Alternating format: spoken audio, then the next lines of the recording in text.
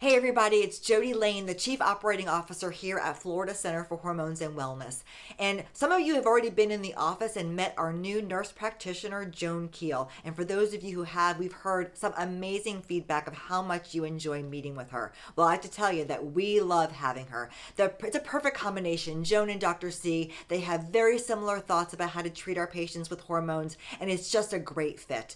Now, as she's been here for a while, I want to let you know how we're going to be integrating her more into the practice. You may get a phone call from us if you've got an appointment coming up in the next couple of months to invite you to actually meet with Joan instead of Dr. C. You can expect the same amazing quality treatment that you get with Dr. C with Joan as well. Now, if that's okay with you, great. And if you prefer to see Dr. C, that's okay too. Just let us know. We want to make sure that your experience is as wonderful as it can be. So thanks for listening. Oh, and by the way, Wellness Matters, a speaker series is coming back. It's going to be launching October 15th with our Meet the Panel. We've got some amazing speakers, so make sure to ask about it, and we hope to see you there.